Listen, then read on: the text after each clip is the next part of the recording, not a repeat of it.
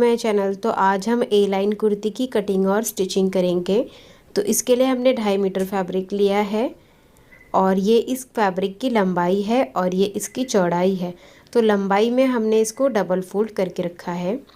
ये open side है और यहाँ पर फोल्ड साइड है। तो अभी हमें इसको फोल्ड करना है। तो ए लाइन कुर्ती के लिए हमें फैब्रिक को पूरा ही फोल्ड करना है। तो इस तरह से हम इसको चौड़ाई में फोल्ड कर लेंगे। तो ये हो गया हमारा 4 फोल्ड। ये देखिए यहाँ पर ये 4 लेयर्स हैं। ये ओपन साइड है और ये फोल्ड साइड है। और इसकी जो लेंथ है वो देखिए यहाँ पर 48 इंच की आई है, लेकिन हमें लेंथ कुर्ती की 42 इंच चाहिए। उसमें हम 2 इंच मार्जिन ऐड कर लेंगे फोल्डिंग के लिए। तो यहाँ पर हम 44 इंच लेंथ के लिए निशान लगाएंगे। उसके बाद इसको यहाँ से कट कर लेंगे। तो यहाँ पे स्ट्रेट लाइन ड्रॉ करनी है और एक्स्ट्रा कपड़े को हमें कट कर लेना है।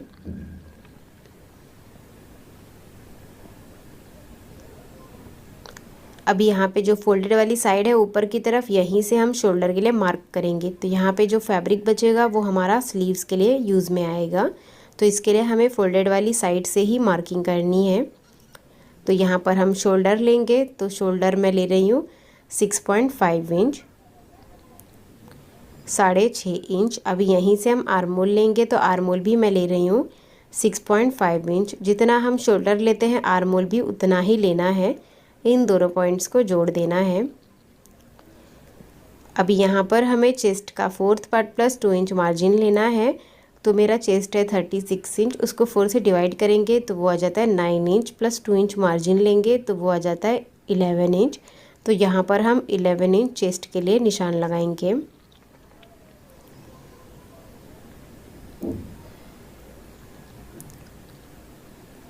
उसके लेंथ लेंगे तो वो मैं ले रही हूँ 14 इंच। तो कमर की लेंथ आप यहाँ पर 14 या 15 इंच ले सकते हैं। तो मैं 14 इंच ले रही हूँ। और जहाँ पर हमने कमर लेंथ का निशान लगाया है वहाँ पर हमें कमर का 4th part plus 2 inch margin लेना है। तो कमर है मेरा 30 इंच, उसको 4 से डिवाइड करेंगे तो वो आ जाता है 7.5 इंच, प्लस उसमें 2 इंच मार्जिन ऐड कर लेंगे तो वो आ जाता है 9.5 इंच। अभी इन दोनों पॉइंट्स को हम जोड़ देंगे।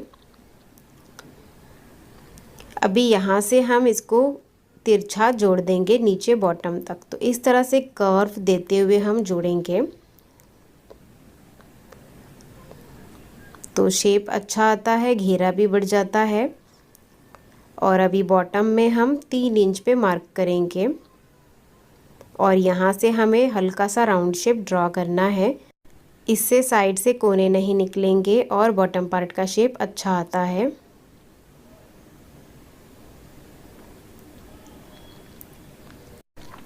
अभी हम आर्मोल ड्रॉ करेंगे। तो यहाँ से हम 1 इंच पे मार्क करेंगे और बैक का आर्मोल ड्रॉ कर लेंगे और 1/2 इंच अंदर से एक और आर्मोल ड्रॉ कर लेंगे। ये हमारा फ्रंट का आर्मोल है। अभी हम नेक की मार्किंग करेंगे। तो नेक विड्थ मैं ले रही हूँ 3 इंच और नेक डीप मैं ले रही हूँ 6 इंच फ्रंट के लिए और बैक के लिए मैं ले रही हूँ 4 इंच। उसके बाद हम राउंड शेप ड्रॉ करेंगे फ्रंट नेक के लिए और बैक नेक के लिए भी हम राउंड शेप ड्रॉ करेंगे। तो मार्किंग हो गई है। अभी कटिंग करेंगे। सबसे पहले हम बैक नेक और बैक आर्मोल से कटिंग करेंगे। तो हमने कटिंग कर ली है। अभी देखिए यहाँ पे जो फोल्ड में फैब्रिक निकला है इसी में से हमारे स्लीव्स की कटिंग होगी। तो अभी हम इसको साइड में रखेंगे।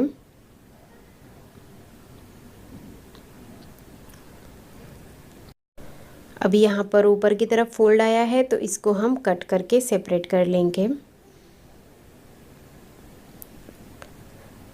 उसके बाद हम इसे ओपन करेंगे और इसमें से बैक पार्ट को साइड में रखेंगे और फ्रंट पार्ट को फिर से फोल्ड करेंगे।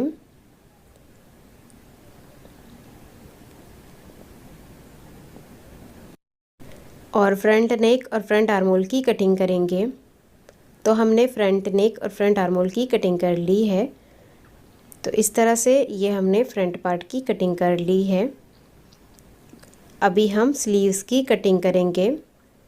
तो ये जो साइड से बचा हुआ कपड़ा था इसे लेना है। तो ये हमारा 4 फोल्ड में है, ये देखिए 4 लेयर्स है। ये ओपन साइड है और यहाँ पर इसकी फोल्ड साइड है। अभी यहाँ से हम स्लीव्स की ब्रॉडनेस लेंगे, तो वो मैं ले रही हूँ 9.5 इंच। जितना आपका आर्मोल है उससे आपको 3 इंच ज़्यादा लेना है। तो आर्मोल हमने 6.5 इंच का लिया था, इसके लिए हम 9.5 इंच का 4 फोल्ड लेंगे। अभी यहाँ से 3 इंच पे मार्क करेंगे और स्लीव्स का शेप दे देंगे। अभी स्लीव्स की लेंथ लेंगे, तो स्लीव्स की लेंथ मैं ले रही हूँ 14 इंच। और यहाँ पर हम स्ट्रेट लाइन ड्रॉ करेंगे। अभी यहाँ पर हम स्लीव्स बॉटम लेंगे, तो वो मैं ले रही हूँ 6.5 इंच, 6.5 इंच।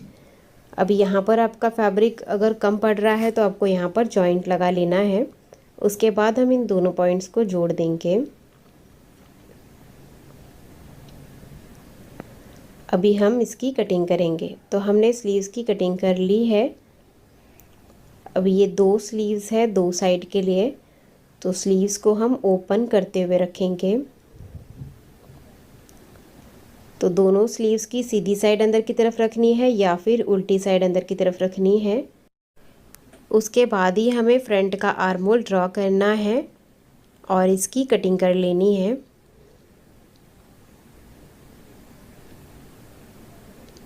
तो इस तरह से ये हमारे दोनों साइड के 2 स्लीव्स हैं।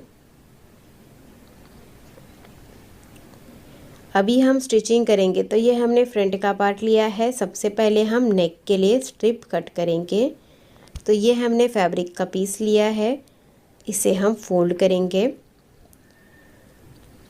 और इसको हम इसके नीचे रखेंगे। फोल्ड साइड के ऊपर हमें फोल्ड साइड ही रखनी है। उसके बाद नेक के शेप में हम इसकी कटिंग कर लेंगे।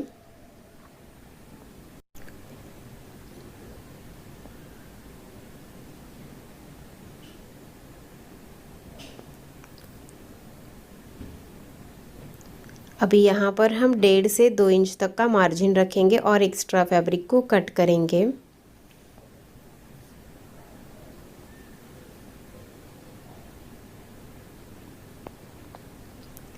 तो इस तरह से हमने नेक के लिए स्ट्रिप कट कर ली है। बैक पार्ट के लिए भी हम इसी तरह से स्ट्रिप कट करेंगे।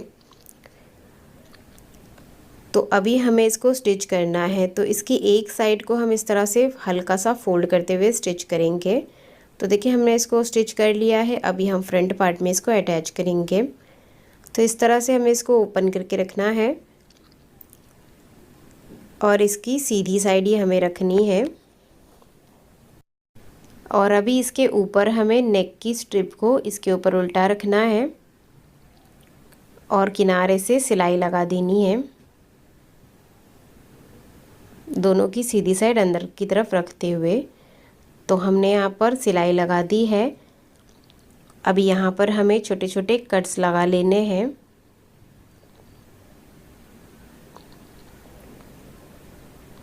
और स्ट्रिप को अंदर की तरफ फोल्ड करना है। तो इस तरह से पहले नेल से प्रेस करेंगे, उसके बाद इसको अंदर की तरफ फोल्ड करेंगे।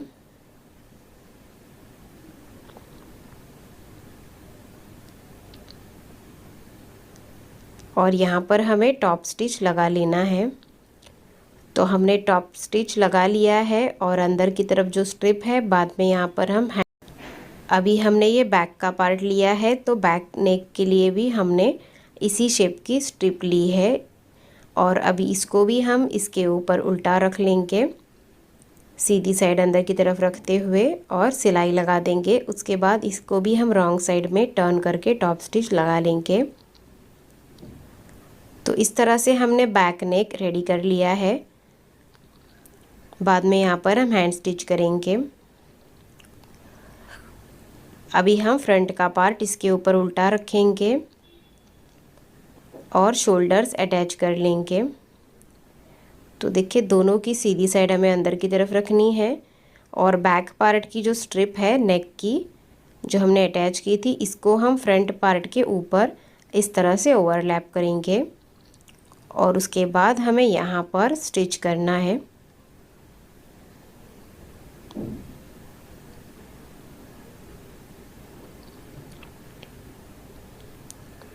तो हमने स्टिच कर लिया है। अभी सीधी साइड में टर्न करेंगे तो इस तरह से ये हमारा शोल्डर फिनिशिंग के साथ अटैच हो गया है और बैक साइड में भी देखिए इस तरह से ये दिखेगा। तो दोनों साइड के शोल्डर्स को अटैच करने के बाद अभी हम स्लीव्स को अटैच करेंगे।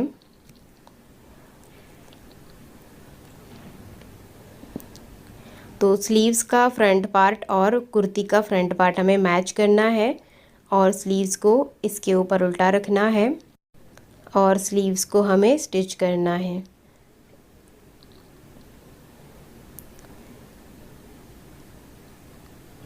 इसी तरह से हम दूसरा स्लीव्स भी स्टिच कर लेंगे और स्लीव्स के बॉटम को हम डबल फोल्ड कर देंगे।